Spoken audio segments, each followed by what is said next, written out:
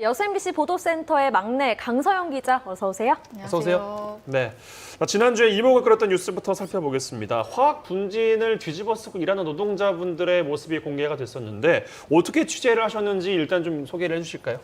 네, 본격적으로 말씀드리기에 앞서서 저의 개인적인 소회를 좀 말씀을 드리고 싶은데 일단 여수 산단 작업 환경에 대해서 구체적으로 이 산단 노동자들이 어떻게 일을 하는지는 잘 알려져 있지 않죠. 네. 심지어 이제 그 파트에 종사하시는 분들이 아니면 같은 회사더라도 정확히 어떤 일을 하는지 모를 정도인데요.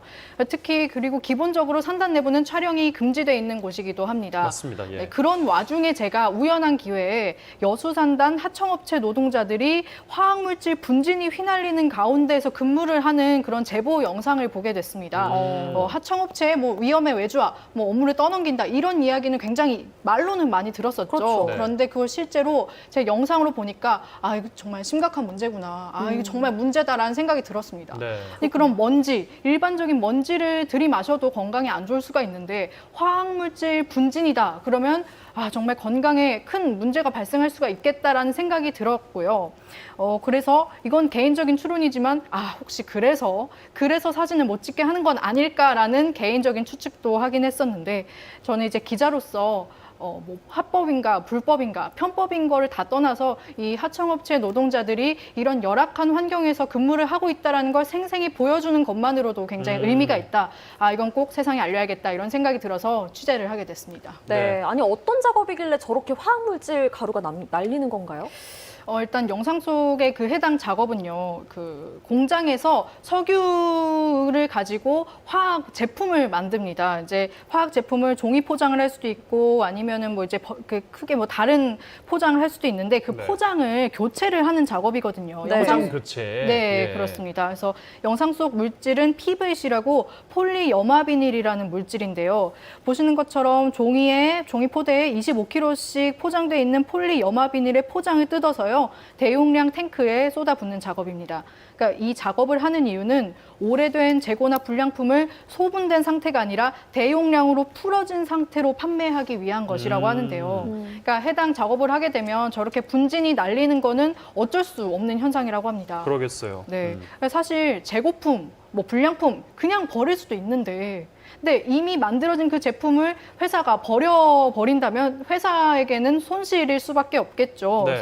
그래서 저 작업을 시키는 것 같은데 때문에 노동자들은요 어떻게 주장을 하냐면 회사가 노력을 한다면 충분히 안 하거나 피할 수 있는 작업이다 이렇게 이야기를 하고 있습니다. 네. 네, 그래서 원청의 이익을 위해서 노동자들의 건강을 착취하는 거다. 이런 강한 주장까지 하기도 했는데, 근데 안타깝게도 취재를 해보니까요, 이런 분진이 날리는 이런 작업은 포장을 담당하는 여수산단 하청업체들이 대부분 맡고 있는 그런 작업이라고 합니다. 그렇군요. 그러니까 일단 일부가 모습이 이제 보여진 건데 이제 문제는 PVC라고 이제 하셨잖아요. 하얀색 가루가 어떤 물질이냐 이게 가장 중요하지 않겠습니까?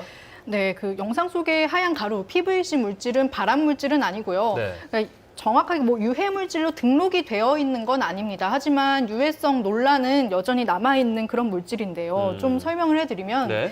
그 PVC로 만들어진 장난감을 아이가 좀 이렇게 물고 핥았을 때 좀 문제가 발생할 수 있다. 이런 좀 논란이 있는 거죠. 그래서 근데 이제 노동자들이 주장을 하는 건 뭐냐면요. 이 PVC도 PVC지만 PVC를 만드는 재료를 좀 이야기를 합니다. 이 재료가요, VCM이라고 정확히 용어를 말씀드리면 염화 비닐 단량체입니다. 그래서 이 염화 비닐 단량체 VCM은요, 발암 물질인데요. 이 PVC 제품의 수치가 너무 높다. 그러니까 어쨌든 이 제품을 거래처에다가 납품을 하지 않겠습니까? 네. 이 PVC를 납품을 했을 때 이거를 납품받은 업체 측에서 이거 VCM 수치가 너무 높은데요 이러면서 가끔 컴플레인이 온다고 노동자들이 이야기를 해요. 이렇게 컴플레인도 오는 와중에 과연 이 PVC 분진에 VCM이 하나도 없을까? 분명히 조금은 날릴 수 있다라는 거죠. 네. 그래서 그렇죠. 그게 이제 노동자들의 주장입니다. 분명히 발암물질은 날릴 수 있다. 하지만 원청에서는 이거는 유해물질이 아닙니다. PVC가 유해물질이 아닙니다. 당연히 발암물질도 날리지 않는다라고 그렇군요. 이야기를 하고 있거든요. 네. 노동자 입장에서는 충분히 걱정될 수 있는 그런 상황인 것 같습니다. 그리고 이런 일이 또 비단 저 현장에서만 일어나는 건 아닌 것 같아요. 네. 산단 전체에 걸쳐서 이 위험의 외주화가 참 심각하다고 알고 있는데 사고가 나더라도 다치는 건 대부분 외주업체 노동자잖아요. 그렇습니다. 김용균법을 만들게 했던 태안화력발전소 사고, 그리고 아시는 그 구의역 김군, 그 사고의 희생자도 모두 하청업체 소속 직원이었죠. 그래서 계속 언급하고 있는 이 화학물질, 화학 제품의 포장을 바꾸는 작업, 이 작업 말인데요. 그 제가 원청업체 취재를 하면서 들었던 그 원청업체 관계자의 이야기를 살짝 전해드리고 싶습니다. 만약에 저희 보도로 인해서 이 하청업체가 이 작업을 하지 않는다라고 한다면 이거는 외주업체에다가 넘길 수밖에 없다.